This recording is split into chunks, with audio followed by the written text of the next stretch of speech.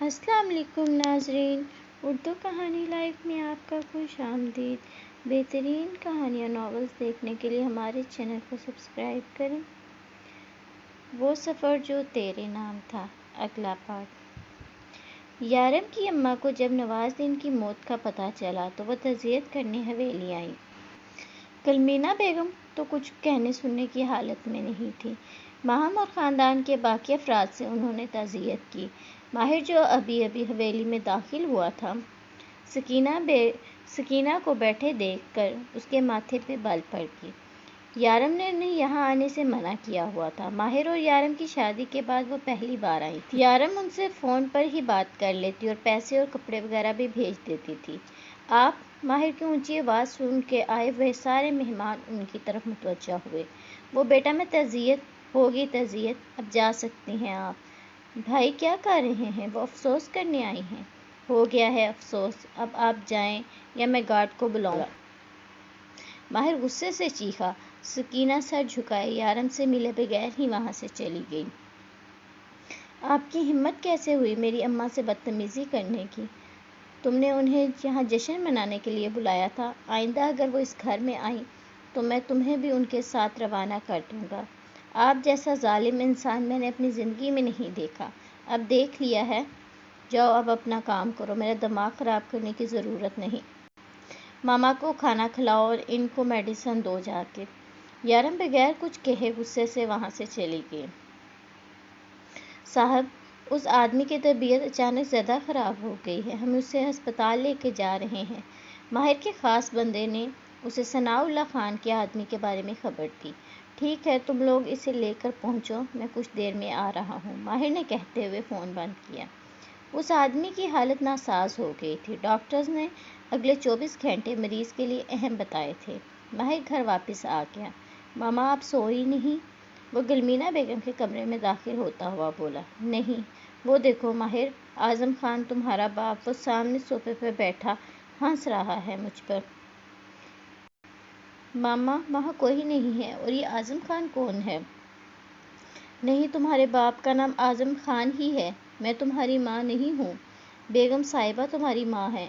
ماما چھوڑیں یہ سب باتیں، آپ نے دوائی نہیں لی؟ وہ پانی کا گلاس اور دوائی گلمینا بیگم کو دیتا ہوا بولا۔ ہم نے بہت برا کیا ہے تمہارے ساتھ، اسی کی سزا ملی ہے مجھے اور نوازالدین کو، اللہ کا قہر نازل ہوا ہے ہم پر۔ ماما کیسی باتیں کر رہی ہیں آپ؟ ماہر نے انہیں اپنے سینے سے لگایا۔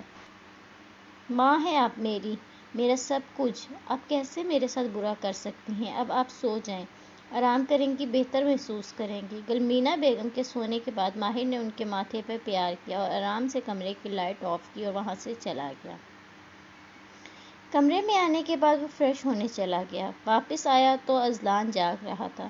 یارم اسے کہیں دکھائی نہیں دے رہی تھی۔ اذلان بابا کی جان کیسا ہے میرا بیٹا؟ وہ اسے گود میں لیتا ہوا بولا۔ ماما کہاں ہیں آپ کی؟ تب یارم کمرے میں آئی۔ کہاں تھی تم؟ اذلان کو اکیلے چھوڑ کے چلی گئی تھی، عقل نہیں ہے تمہیں؟ وہ میں ماہم کے کمرے میں تھی۔ اپنی یہ جھوٹی ہمدردیاں کسی اور کو دکھانا، وہ اذلان کو یارم کی گود میں دیتا ہوا بولا۔ رات کا 1 بج رہا تھا۔ یارم کی مشکل سے ابھی آنکھ لگی تھی۔ ماہر کافی دیر سے بالکنی میں ہی کھڑا تھا۔ واپس آیا تو یارم کو اٹھانے لگا۔ یارم کیا ہوا؟ وہ گھبراہٹ میں اٹھ کر بیٹھ گئی۔ میرے سر میں درد ہو رہا ہے، چائے بنا کر دو فوراً۔ کیا اس وقت؟ آپ نے مجھے چائے بنانے کے لیے اٹھایا ہے، خود بنا لیں۔ دیکھو لڑکی، شرافت سے میری بات سن لیا کرو، ورنہ دوسری زبان بھی مجھے آتی ہے۔ میرا کسی شرافت نام کی چیز سے کوئی تعلق نہیں ہے، وہ کہتے ہوئے دوبارہ لیٹ گئی۔ ماہر غصے سے اس کی طرف بڑھا اور ہاتھ میں پڑا پانی کا جگ اس پہ الٹا دیا۔ ماہر نے ایک جھٹکے سے اسے بیڈ سے اٹھایا اور اپنے سامنے لا کھڑا کیا۔ یارم منہ گسوڑتی ہوئی وہاں سے چلی گئی۔ 5 منٹ بعد وہ چائے کی پیالی ہاتھ میں اٹھا کے اندر آئی۔ چائے کا کپ سائڈ پہ رکھتے ہوئے ماہر یارم کی طرف دیکھتا ہوا بولا۔ پہلے میرا سر دباؤ، چائے میں بعد میں پیوں گا۔ یارم کا دل کر رہا تھا کہ وہ اس کا گلا دبا دے، لیکن ماہر کے غصے کو دیکھتے ہوئے اس نے ارادہ ترک کیا۔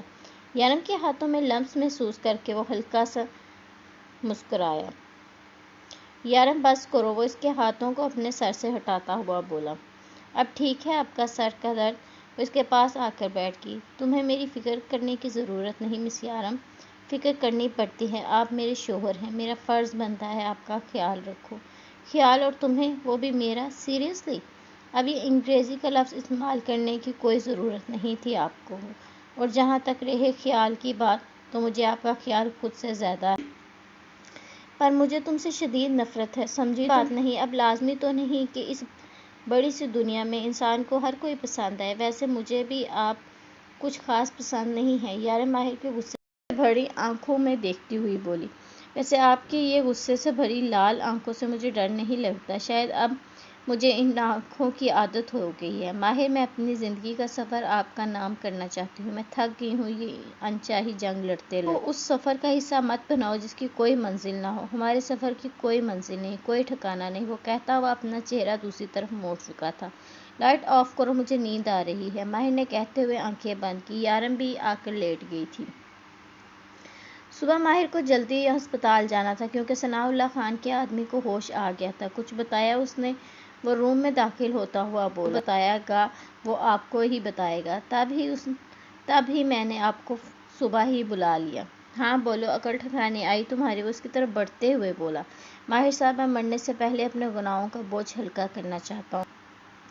آپ کے بھائی اور باپ دونوں کو ثناء اللہ خان نے قتل کروایا ہے۔ جب آپ نے مجھے پکڑا تھا اس سے پہلے ہی خان آپ کے باپ کو اغوا کرنے کے منصوبے بنا رہا تھا۔ ثناء اللہ خان؟ ماہر کا تو دھیان ہی اس طرف نہیں گیا۔ ہاں، وہ کہہ رہا تھا وہ آپ کے گھر کو تباہ و برباد کر دے گا۔ ماہر مشکل سے گاڑی ڈرائیو کر کے گھر پہنچا اور اس گرمینا بیگم کے کمرے میں گیا۔ ماما زرار اور بابا کا قاتل ثناء اللہ خان ہے، میں اسے نہیں چھوڑوں گا۔ جانتی ہوں میں۔ کیا سب جاننے کے باوجود بھی آپ نے پولیس کو کیوں نہیں بتایا؟ ثناء اللہ خان اور تمہارے بابا کی دشمنی سالوں سے ہے۔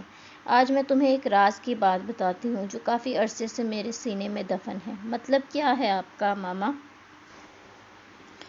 تمہارے بابا کا نام اعظم خان اور ماں کا نام گل خان تھا۔ میں نواز الدین، ثناء اللہ خان اور ایاز کے بابا یہاں کے ملازم تھے۔ نواز الدین نے جائیداد ہتھیانے کا منصوبہ بنایا جس میں ہم سب شامل تھے۔ اعظم خان کے دوسرے شہر جانے کے بعد ہم نے تمہاری ماں کو قتل کیا۔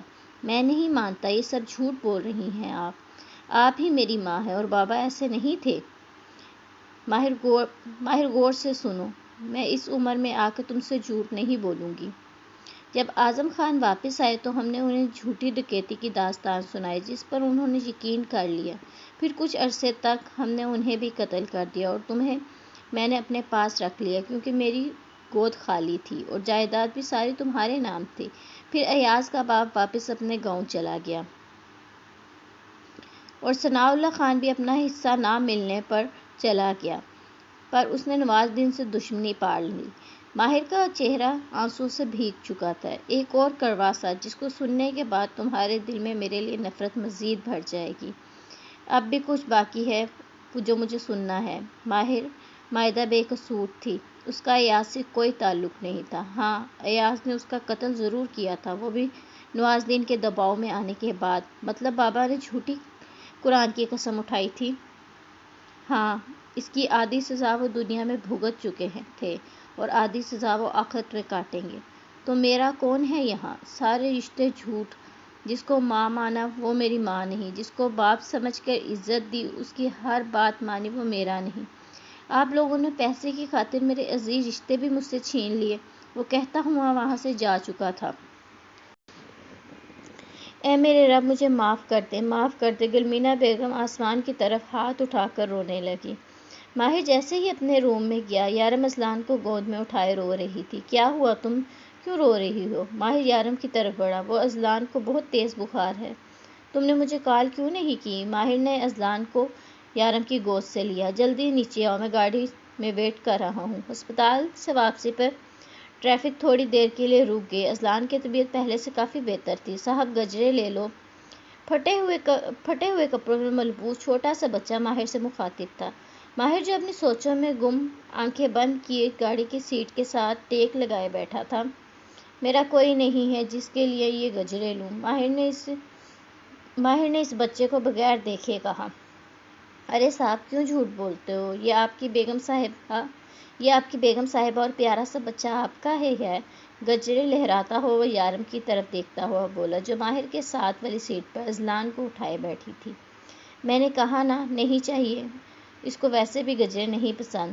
بیگم صاحبہ آپ لے لو، یہ صرف 2 ہی گجرے بچے ہیں، کچھ پیسے اور مل جائیں گے تو ہم سب بہن بھائی پیٹ بھر کے کھانا کھا لیں گے، وہ یارم کی طرف جاتا ہوا بولا۔ اچھا ٹھیک ہے، مجھے دے دو۔ یارم نے ایک بیگ سے 1000 کا نوٹ نکالا اور اس بچے کو دے دیا اور گجرے بھی لے لیے۔ بہت شکریہ بیگم صاحبہ، دیکھ لو صاحب آپ سے اچھی تو بیگم صاحبہ ہیں۔ ویسے ایک بات کہوں، آپ نے اس آگ کے بھنے ہوئے آدمی سے شادی کیسے کر لی؟ بچے کی بات پہ ماہر نے غصے سے اس بچے کو دیکھا، وہ جلدی سے بھاگ گیا۔ سگنل گرین ہو چکا تھا، گاڑی اپنی منزل کی طرف چل پڑی۔ تم نے بتایا نہیں اس بچے کو تم نے مجھ سے شادی کیوں کی، اور یہ گجرے کس سے پوچھ کے تم نے لیے ہیں؟ اس نے کہتے ہوئے گجرے اس کے ہاتھوں سے لیے۔ ماہر مجھے گجرے پسند ہیں لیکن مجھے نہیں پسند، اس نے کہتے ہوئے وہ گجرے گاڑی کی کھڑکی کھول کر باہر پھینک دیے۔ سارا غصہ یارم پہ نکل چکا تھا، پر ماہر دل سے شرمندہ تھا کہ وہ یارم کے بارے میں کتنا غلط سوچ رہا تھا۔ وہ اس سارے معاملے میں بے قصور تھی۔ یارم قضا نماز پڑھ رہی تھی، اذلان بھی آرام سے سو رہا تھا۔ دعا مانگنے کے لیے اس نے ہاتھ اٹھائے، ماہر بھی اس کے پاس آ کر بیٹھ گیا۔ دعا سے فارغ ہونے کے بعد جب یارم نے آنکھیں کھولی تو ماہر اس کی گود میں لیٹا ہوا تھا۔ ماہر آپ کی طبیعت ٹھیک ہے؟ وہ اس کے چہرے کے ارد گرد پھونک مارتے ہوئے بولی۔ نہیں، وہ یارم کے ہاتھوں کو اپنے ہاتھ میں لیتا ہوا بولا۔ یارم میں صرف ایک بات کرنا چاہوں گا، مجھے اس سفر میں تمہارا ساتھ چاہیے، دو گی ساتھ؟ ایک شرط ہے۔ کیا؟ آپ مجھے روز گلاب کے پھولوں والے گجرے لا کر دیا کریں گے؟ ضرور، ماہر ہنستا ہوا بولا۔ تمہارے دل میں میرے لیے کوئی خلش تو نہیں؟ ماہر میں نے اس سفر میں بہت سے لوگوں کو کھویا ہے، مجھے یہ مال و دولت کچھ نہیں چاہیے، بس آپ کی محبت، احترام اور عزت ہمارے اس سفر کو مکمل بنائے گی۔ اب مجھے اس ماہر کو کسی بھی طرح راستے سے ہٹانا ہوگا۔ ثناء اللہ خان اب نئی پلاننگ پر عمل کرنے کا سوچ رہا تھا۔